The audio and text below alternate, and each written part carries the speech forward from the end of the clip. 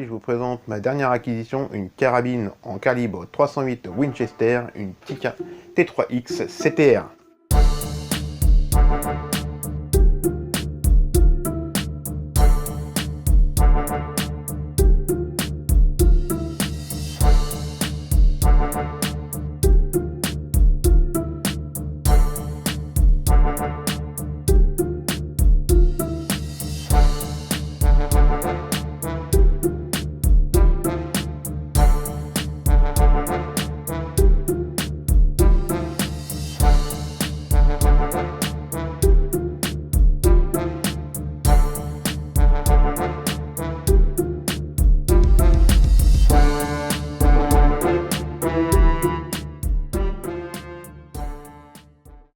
Alors avant toute chose, comme d'habitude, on va vérifier la mise en sécurité de l'arme. Contrôle du chargeur, il est vide, il n'y a pas de souci. Et contrôle visuel et tactile de la chambre, il n'y a pas de souci, on peut travailler en toute sécurité. Bien sûr, on ne le répète jamais assez pour éviter les accidents bêtes avant chaque manipulation. Un petit contrôle, ça mange pas de main comme on dit. Donc, comme je viens de le dire, c'est une carabine Tikka T3X CTR. Alors CTR pour Compact Tactical Rifle. Donc en fait, c'est ni plus ni moins une Tikka T3 qui a été restylisée en 2016. Donc je crois qu'en France, elle était commencé à être commercialisée en juin 2016, plus précisément. Donc il existe plusieurs variations de cette carabine. Hein. Moi, c'est la CTR, hein, Tactical. CTR, tout à fait. Donc, avec un canon stainless, qui lui fait 51 cm, c'est un canon semi-lourd et flottant. Donc, parfait pour du tir de, on va dire, de précision, de loisir. Avec un filetage au bout, qui est en 5,8 par 24, donc filetage pas standard, on va dire, sur le 308, il existe plusieurs pas, mais celui-là, il est quand même le plus répandu. Donc, le poids de l'arme, lui, fait 3,5 kg, donc c'est une arme relativement, on va dire, légère, hein, pour une arme de ce calibre-là, hein, comme son nom l'indique, Tikka T3X CTR, Compact Tactical Rifle, c'est fait pour les forces de l'ordre, et Compact Tactical, ça veut dire tout simplement mouvement rapide, donc moindre encombrement pour les forces de l'ordre. Enfin bon, on va pas rentrer là-dedans, je suis pas du tout spécialisé dans le délire, moi je suis dans le tir sportif de loisir. Donc, suite, la longueur de l'arme de la crosse à la bouche, 103 cm, donc pareil, hein, toujours compact. C'est le but de cette carabine, hein, mais ceci dit, en tir sportif de loisir, le peu que j'en ai fait, c'est vraiment pas mal du tout. Hein. Bien sûr, par la suite, je vais faire des vidéos sur le rechargement du 308, hein, on va faire de la cartouche match, donc je vais faire des vidéos en plusieurs fois. Il y aura la préparation de l'étui, la mise en place de la poudre, etc. etc. Je vais rentrer un peu plus dans les détails que ce que je fais d'habitude. Voilà, on verra comment prendre son pas de rayure, etc., etc. Je vais faire toute une petite série de vidéos sur le 308. Mais pour ça, il me fallait ma carabine. Je viens de l'avoir il y a quoi? Il y a 2 semaines. Donc voilà, j'ai déjà testé 3 fois au stand. Hein. J'ai fait déjà une première approche du rechargement final que j'aurais dessus. On est pas mal du tout, hein. Bon, faut que je peaufine encore un peu, mais ça se profile très très bien, hein. On va voir les petits cartons que j'ai fait à 100 mètres en fin de vidéo, c'est pas mal du tout, surtout avec cette petite lunette, hein. On en reviendra aussi en fin de vidéo, c'est une petite lunette qu'on m'a donnée, une petite Bushnell, voilà, donc ça je vais en parler en fin de vidéo. Donc ensuite, le poids de départ, je l'ai mesuré avec le peson Weller Engineering, je l'ai mesuré, donc je suis tombé à un peu moins d'1,6 kg, donc c'est parfait, hein, sans l'avoir retouché, c'est un poids de départ tout à fait correct, hein, et un poids de départ attendu avec ce type d'arme là, hein. On rappelle quand même, Tikka fait partie des plus belles carabines, on va dire, de loisirs, pour les tireurs, on va dire, qui peut être abordable, parce que c'est une carabine qu'on peut trouver en armurerie entre 1200 et 1400 euros. Bon, moi, je trouve que j'ai eu la chance de la payer un peu moins via mon armurier, toujours la mousqueterie. C'est vrai que j'ai eu un petit, on va dire, un petit geste commercial, et puis, bon, un petit prix, on va dire, un petit tarif préférentiel. Je ne m'étalerai pas plus là-dessus, hein. Bon, après, voilà. Donc, on a parlé du canon, on a parlé du poids de départ. Fourni d'origine un rail Picatinny, qui est vissé sur le rail typique au Tikka, c'est-à-dire un rail en 16 mm. Donc par-dessus, ils ont mis un rail Picatinny d'origine, hein, de série tout simplement. Donc c'est très très bien parce que on va pouvoir monter tous les montages possibles et inimaginables, hein, en Picatinny. C'est vraiment super qu'ils ont fait ça de série. Ça évite tout simplement de se casser la tête à trouver des montages en 16 mm. Voilà. Donc on a une culasse super fluide, hein. Voilà, avec une fluidité vraiment parfaite, hein. Moi j'ai eu une Winchester Coyote Light, bah, ça n'a rien à voir. J'ai voulu prendre aussi une à la place de celle-là. Bon, finalement j'ai changé d'avis. Je devais prendre une Savage Axis Varmint. J'ai préféré attendre un peu et rajouter quelques billets et prendre ça. Et je pense que j'ai fait vraiment un bon choix. Donc on a une crosse synthétique, hein, polymère, hein, tout simplement. Donc comme je le disais, elle laisse le canon flottant. Ici nous avons une poignée à dosseret, enfin oui à dosseret, enfin c'est pas un dosseret là, une poignée interchangeable, donc il y a plusieurs tailles. Par contre c'est pas fourni d'origine, on va dire que c'est un peu dommage. C'est vrai que ça aurait été sympa de les avoir dans la boîte, mais il n'y a pas. Donc si vous voulez changer la poignée, il faudra la commander en plus. On a un busque réglable, pareil, toujours de série, donc qui se règle via la vis, excusez-moi, qui est ici. Alors cette vis là, vous êtes gaucher comme moi, bah, vous pouvez la mettre à gauche, vous êtes droitier, vous pouvez la mettre de l'autre côté, il n'y a pas de souci, ça se fait sans aucun problème. Ensuite, on a bien sûr deux attaches de grenadière pour le chasseur et pour y mettre aussi un bipied à l'avant. Je crois qu'au niveau des caractéristiques de l'arme, j'ai à peu près fait le tour. Non, j'ai pas parlé du chargeur. Donc c'est un chargeur 10 coups, hein, enfin 9 plus 1 chambré, donc un chargeur 9 coups plus une cartouche chambrée, on se retrouve avec une arme à 10 coups. Et ce sont des chargeurs qui sont compatibles avec la Sako TRG22, parce que bien sûr, hein, comme tout le monde le sait, Tikka c'est finlandais et c'est fabriqué par Sako. Donc c'est vraiment de la top qualité.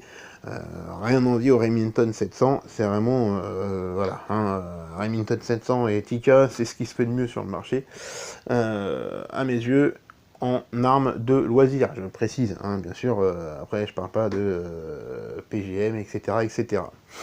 Donc, eh bien, on va voir un petit peu tout ce qui est carton. Avant ça, je vais quand même vous parler un petit peu des accessoires que j'ai mis dessus. Alors c'est vrai que certains me diront le montage est trop haut, tout à fait, je suis entièrement d'accord, sauf que le montage, c'est un montage Vance que toujours Clément de la Mousqueterie m'a donné, petit cadeau, en vue de ma prochaine lunette, hein. Donc pareil, quand j'ai acheté la carabine, j'ai eu aussi un autre petit cadeau, une petite lunette Bushnell d'occasion, hein, de je ne sais quelle année. Bon, c'est un vieux modèle de lunette Bushnell, qui est quand même en 6,24 par 44. Hein. Donc, en attendant d'avoir une petite lunette un peu plus belle et de meilleure manufacture, c'est vraiment très très bien pour commencer à tirer avec ça. Hein. C'est même pas mal du tout à 100 mètres, franchement. Est-ce que c'est vraiment la peine de mettre une autre lunette dessus ? Franchement, je me pose la question. Voilà. Je vous fais voir un petit peu les cartons, et puis, on va conclure la vidéo.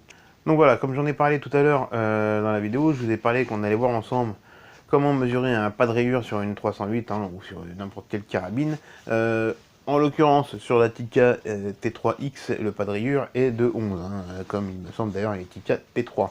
Donc, j'ai fait plusieurs cartons, des bons, des moins bons. On va commencer par les moins bons. Alors, dans les moins bons, qu'est-ce que j'ai ? Tous les cartons sont à 100 mètres, que je vous fais voir, c'est que des cartons à 100 mètres. Donc j'ai celui-là, franchement, il est vraiment... c'est des différents tests de rechargement avec différentes ogives. Ça a été rechargé avec de l'ogive PPU 174 grains, qui à la base, je m'en servais sur le 431. J'ai voulu faire le test avec là-dessus, franchement, ça le fait pas du tout. Hein. On a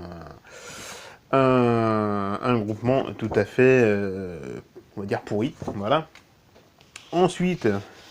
Allez, on va faire quelque chose d'un peu mieux.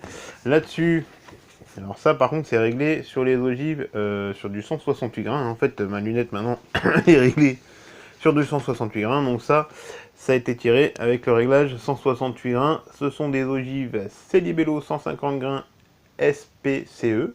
Donc vous savez, c'est les ogives qui sont un petit peu style Watt Tutor, là, comme on peut voir en photo, soft point. Donc 150 grains, bon c'est pas trop mal. Dans la Winchester déjà ça passait pas trop mal, mais c'est pas le meilleur résultat que j'ai eu. Bon bien sûr, hein, je suis pas calé sur ces ogives là. Hein, on va voir les, comme je viens de le dire, les plus beaux cartons que j'ai fait à la fin. Bon là-dessus rien d'extraordinaire non plus.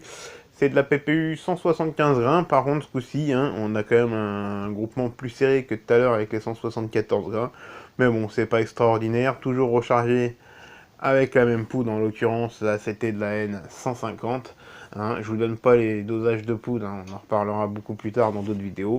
Bon, c'était pas non plus extraordinaire, hein, comme quoi que le rechargement d'une ogive à l'autre et des composants à un autre, on va se retrouver avec des résultats complètement différents. Donc là, c'était pas trop mal, hein, on va dire. Pareil, toujours ogive PPU. En fait, j'ai pas mal de sortes d'ogives PPU en 308. Hein. Ça, c'est des ogives que j'ai montées sur ma 300 Winchmag, donc c'est de la 190 grains. J'ai voulu tester, bien sûr, on voit que ça tape beaucoup plus bas que la 168 grains, fatalement. Bon, le groupement est pas non plus extraordinaire, c'est dommage. J'avais un petit truc pas trop mal ici, puis après, bon, bah, on a des cartouches qui partent en sucette. Pourtant, tous les cartons, j'ai vraiment pris mon temps pour tirer. Et on va dire, entre guillemets, hein, j'ai donné le meilleur de moi-même pour avoir vraiment une idée sur la qualité du rechargement et si c'est compatible ou pas avec la carabine. Alors là, on est avec de l'ogive, pareil, toujours PPU, sauf que là, c'est de la 146 grains. Toujours, hein, dans les cartons, pareil, je dis pas, mais c'est des groupements de 10 cartouches à chaque fois que je vous fais voir. Donc bon là, ça tient le 10 de la C50 à 100 mètres toujours. Bon, c'est pas trop mal pour de la 146 grains en PPU, ogive pas cher. Bon, on arrive à tenir le 10 de la C50, mais bon à 300 mètres par contre là, ça sera pas forcément top. Mais bon, ça reste quand même hein, correct hein, pour un tir de loisir. Ça reste correct. Là, ici, pareil, on a un tir à peu près similaire. Hein. En fait, d'ailleurs, c'est le même rechargement qu'on a vu tout à l'heure, sauf que là, au niveau de la LTH, on n'a pas la même LTH que celle de tout à l'heure.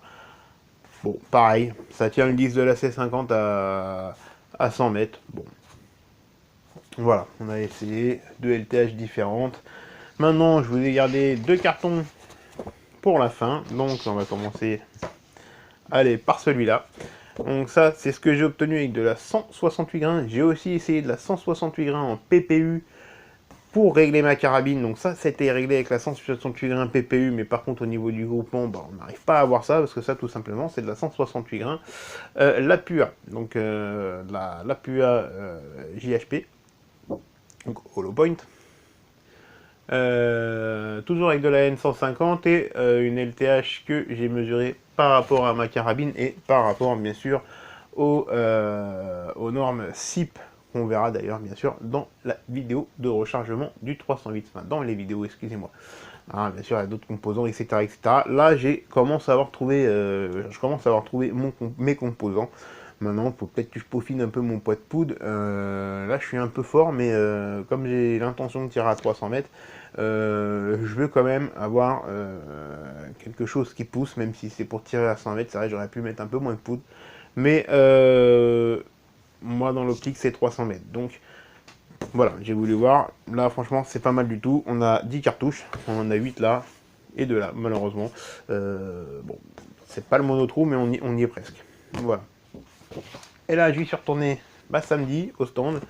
Par contre, il pleuvait, d'où l'état de mon carton un peu plus... voilà. J'ai réussi à tout faire un monotrou, pareil, 10 cartouches. Même rechargement qu'à tout à l'heure, hein, ogive la PUA, 168 grains, Hollow Point. Voilà, et ben j'espère que cette petite vidéo vous aura plu, bien sûr. Moi, je vais continuer à peaufiner mon rechargement et à essayer de trouver, à essayer d'autres ogives aussi, hein, de la Sierra par exemple, de la Sierra Match, hein, en 168 grains, faut que j'essaye apparemment, d'après quelques collègues au stand, ça marche pas trop mal, donc on va essayer ça. Et puis on va essayer toujours hein, de voir ce qu'on peut faire encore avec cette ogive, la PUA 168 grains, à mon avis, ça peut être très prometteur dans la Tikka T3. Donc d'ici là, je vous dis à bientôt pour prochaine vidéo. Et moi, je prépare tout ça pour le 308. Je vous dis à plus, ciao.